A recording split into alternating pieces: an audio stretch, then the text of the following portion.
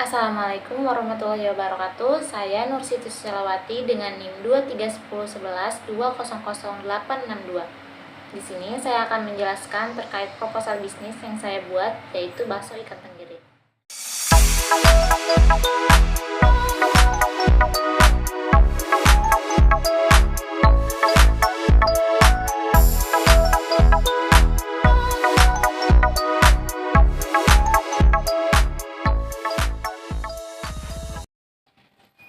Di sini saya akan membahas terkait latar belakang, tujuan, deskripsi produk, perencanaan pemasaran bisnis, proyeksi keuangan, dan analisis resiko bisnis. Apa sih alasan mengapa saya mengambil bisnis plan terkait bakso ikan tenggiri ini? Jadi bakso ikan tenggiri ini merupakan salah satu makanan yang populer di Indonesia. Bakso ini dibuat dengan menggunakan daging ikan tenggiri, dipilih karena teksturnya yang kenyal dan dagingnya yang lezat. Bukan hanya itu saja, saya memilih bisnis ini karena mudah dibuat dan harganya relatif terjangkau. Tujuan mengapa saya mengambil bisnis plan ini terkait bakso ikan tenggiri, yang pertama untuk mendukung gerakan Ayo Makan Ikan, yang kedua untuk menarik semua kalangan, yang ketiga memperkenalkan bakso ikan tenggiri ini sebagai salah satu makanan khas Lebak, dan yang keempat itu untuk meningkatkan mahasiswa dalam berwirausaha. Poin yang pertama itu seperti kita ketahui bahwa ikan itu mengandung vitamin dan protein yang tinggi. Untuk poin kedua itu menarik minat semua kalangan.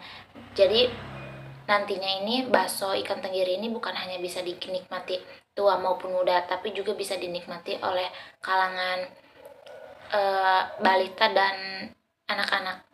Yang ketiga itu untuk memperkenalkan bakso ikan tenggiri sebagai salah satu bakso ikan khas Lebak.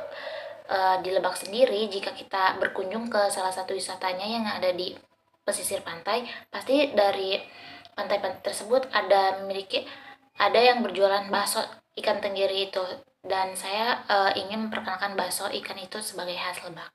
Dan yang keempat yaitu meningkatkan mahasiswa dalam berwirausaha. Deskripsi produk brand usaha ini adalah bakso ulek tenggiri. Nama ini dipilih karena pembuatan sambalnya dilakukan dengan proses pengulekan oleh pelanggan saat bakso sudah disajikan. Bukan hanya itu, nama bakso ulek tenggiri ini tercipta karena banyak pelanggan yang menamakan ulek pada proses pembuatan sambalnya. Tempat yang nantinya akan berlokasi di pinggir pesisir pantai Bendungan ini dipilih karena mudah ditemui dan diakses oleh masyarakat dan wisatawan. Usaha ini masih dalam rencana pembisnis yang akan dijalankan di masa yang akan datang. Keunggulan dari bakso ikan tenggiri ini, yang pertama rasa yang khas. Ikan tenggiri memiliki rasa yang khas sehingga bakso yang terbuat darinya juga memiliki rasa yang unik dan juga lezat tentunya. Yang kedua, ada gizi yang tinggi. Ikan tenggiri merupakan sumber protein yang baik. Bakso ikan tenggiri kaya nutrisi termasuk protein, vitamin, dan mineral yang berguna bagi kesehatan. Yang ketiga, kaya omega.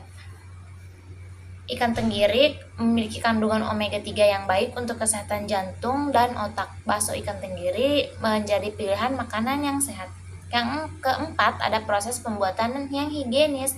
Pembuatan bakso ikan tenggiri biasanya dilakukan dengan standar kebersihan dan keamanan pangan yang tinggi, sehingga aman untuk dikonsumsi. Ada juga pesaing dan keunggulan pesaing. Keunggulan dari bakso ikan tenggiri memiliki pesaing seperti bakso sapi, bakso ayam, dan bakso ikan lainnya.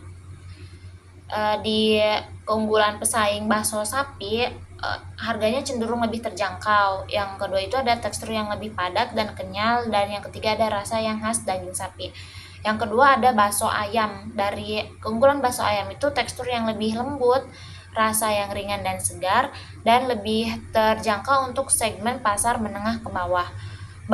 Dari bakso ikan lainnya itu ada rasa dan tekstur yang berbeda-beda tergantung jenis ikannya. Dapat menjangkau segmen pasar yang berbeda dan adanya variasi rasa dan olahan yang lebih beragam. Yang selanjutnya itu ada sumber daya atau cara pembuatannya. Bahan utamanya itu sudah pasti ikan tenggiri segar, biasanya sekitar 300-400 gram per porsi bakso. Yang kedua ada tapioka atau sagu untuk mengikat adonan, sekitar 1/4 atau 1/3 dari berat ikan. Selanjutnya ada bumbu dan rempah. Bumbu dan rempahnya itu ada bawang putih, bawang merah, merica, garam, penyedap rasa. Biasanya juga ditambahkan sedikit es batu atau air es untuk mempertahankan tekstur adonan yang kenyal. Proses pembuatannya itu yang pertama filet ikan tenggiri dan haluskan. Yang kedua ada campurkan ikan giling dengan bumbu-bumbu dan tapioka atau sagu. Aduk hingga rata. Bentuk adonan menjadi bulat-bulatan bakso dengan tangan atau menggunakan alat pencetak. Rebus bakso dalam air mendidih hingga mengambang dan matang. Dan yang terakhir, tiriskan dan sajikan bakso ikan tenggiri dengan kuah atau sambal. Selanjutnya ada target pemasaran bisnis. Target pemasaran bisnis ini yang pertama ada kalangan menengah ke atas, konsumen dengan daya beli yang tinggi dan perhatian pada makanan sehat. Yang kedua ada fokus pada kualitas bahan baku, kandungan gizi, dan rasa yang lezat. Yang ketiga dapat dipasarkan melalui toko-toko makanan sehat, supermarket, premium, dan e-commerce. Keluarga dengan anak-anak, orang tua yang mencari cemilan sehat dan bergizi untuk anak-anak. Yang kedua ada menonjolkan kandungan protein omega 3 dan nutrisi penting lainnya. Dan yang ketiga dapat dipasarkan di minimarket, toko-toko kelontong, dan melalui kerjasama dengan sekolah. Yang ketiga ada remaja dan dewasa muda, segmen yang aktif mencari cemilan praktis dan lezat, fokus pada citra merek yang trendy dan sesuai dengan gaya hidup yang sehat. Untuk strategi pemasaran, yang pertama segmen pasar yang tepat. Identifikasi segmen pasar yang tepat untuk produksi bakso ikan. Misalnya, targetkan pelanggan yang peduli dengan kesehatan, penggemaran makanan laut, atau mereka yang mencari variasi makan yang berbeda. Yang kedua, ada branding yang menarik.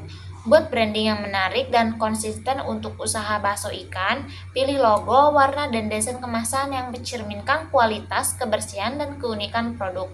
Yang ketiga, menyebarkan sampel.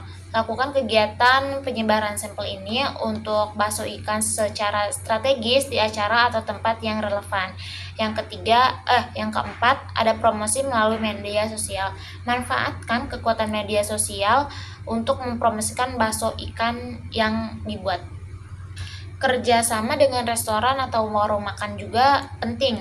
Jalin kerjasama dengan restoran atau warung makan yang sudah dikenal dan memiliki pelanggan setia. Tawarkan bakso ikan kepada pelanggan, menu tambahan atau pilihan khusus di tempat mereka. Dan yang terakhir, penawaran spesial dan diskon. Nah, buat pencinta diskon pasti langsung tergiur dengan penawaran yang satu ini. Selanjutnya ada kebutuhan dana untuk modal awal. Pada tahap awal mulai usaha bakso ikan tenggiri ini, dana yang dibutuhkan meliputi dana untuk biaya startup dan biaya untuk 1 bulan.